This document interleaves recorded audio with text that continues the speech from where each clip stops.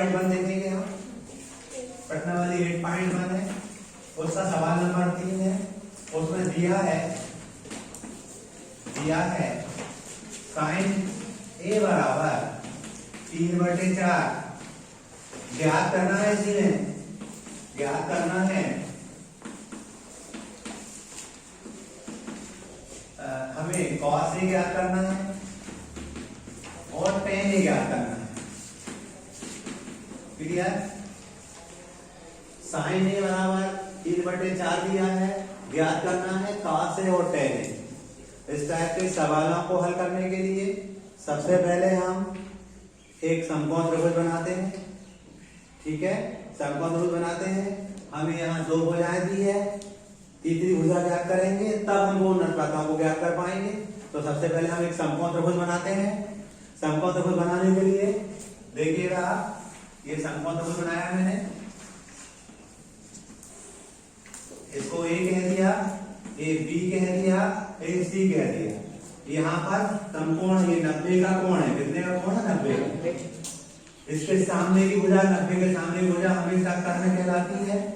कर्ण को हमने के कर्ण रोटेशन हमने समझने के लिए दे दिया है, क्योंकि ए कोण की बात हो रही है। कोण ए कहाँ पर है आपका? ये है, इस भुजा पर इस पर बना हुआ है। तो ये नीचे वाला कहलाता है आधार। क्या कहलाता है? आधार कहलाता है। आधार को ए कहते हैं। हमेशा कोण के सामने की भुजा को हम सम्मुख भुजा या लंब कहते हैं। तो इस कोण के सामने की भुजा जो है इसको लंब कहेंगे या सम्मुख भुजा कहेंगे, इसको एल कहेंगे। क्योंकि यहाँ इस कोण की बात हो रही है, इस कोण के लिए तीनों भुजाओं को हमने डिफाइन कर लिया। इस बात को हमेशा ध्यान रखा करो, 90 अंश के सामने की जो भुजा रहती है वो कर्ण होती है, उसको कर्ण मानते हैं हमेशा हम। लेकिन जिस कोण की बात होती है, आधार और लंब चेंज होते रहते हैं। जिस कोण की बात होती है तो वो कोण जिस भुजा पर बनता है वो आधार हो जाता है, उसके सामने की भुजा लंब हो जाती है। कोण के सामने की भुजा लंब हो जाती है। यहाँ एक कोण की बात हो रही है, इसके सामने की भुजा ये लंब कहलाती है। क्लियर? हम बात करते हैं, हमें देख रहे हैं कि जो हमने सूत्र आपको याद करवा रखा था पिछले पीरियड में, क्या याद करवा रखा था? नहीं हो याद तो याद कर लेना। मैंने अपनी भाषा में लाल बटे कब का आपको लिख के दिखाया है। इसका मतलब क्या बताया था? सबको याद होना चाहिए तब बनते हैं सवाल। ये साइन होता था, ये कॉस होता था, ये टेन होता था, ये कॉट होता था, ये सेक होता था और ये कोसेक होता था। क्लियर? तो हम देख रहे हैं साइन है, ये लंब बटे कर्ण होता ना साइन। हम यहाँ देखेंगे, हमें साइन थीटा बराबर साइन ए दिया है, तो यहाँ पर साइन ए बराबर 3/4 दिया है और साइन का जो अनुपात है एल बटे के है। एल बटे के लंब बटे कर्ण है। आप हिंदी में लंब बटे कर्ण भी लिख सकते हैं, समूह भुजा बटे कर्ण भी लिख सकते हैं। आप देख रहे हैं हमें निकालना है कास ए और टेन ए। हम देख रहे हैं कास में आधार की जरूरत पड़ेगी, जबकि आधार यहाँ नहीं है, तो उस आधार को हम पाइथागोरस प्रमेय के माध्यम से ज्ञात करेंगे। इस बात को भी मैं आपको समझा चुका हूँ पाइथागोरस प्रमेय क्या था।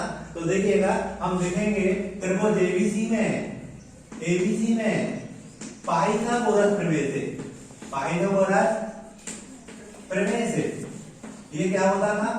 ये होता था हमारा कर्ण का वर्ग बराबर आधार का वर्ग धन लंब का वर्ग। क्लियर? ये होता था हमारा। अब हम कर्ण की बात करते हैं, तो आप देखिए कर्ण का मान, क्योंकि ये अनुपात में दिया है, कर्ण का मान हम मानेंगे यहाँ 4 है। 4 नहीं माना, नहीं गलत हो जाए, क्योंकि ये रेशियो अनुपात है इसलिए x में माना जाता है। आधार हमें नहीं मालूम है, आधार को यही मान लिया हमने।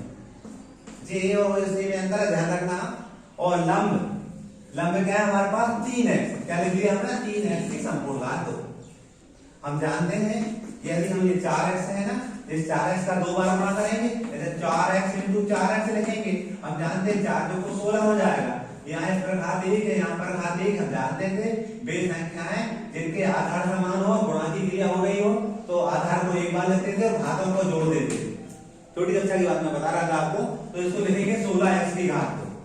क्लियर? तो ये आया हमारा 16x की घात 2 बराबर आधार नहीं मालूम है।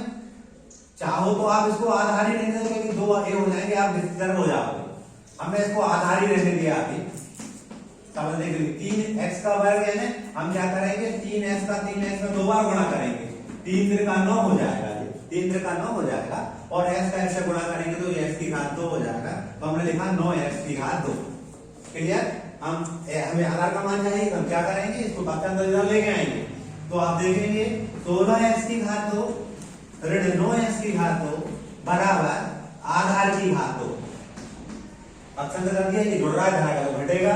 हम रख में देखो आप 16x की घात 2 में से हम 9x की घात 2 कम कर देंगे, x की घात 2 तो वही आएगा और 16 में 9 का 7, तो ये कितना आया हमारे पास 7x की घात 2 आया बराबर आधार की घात 2।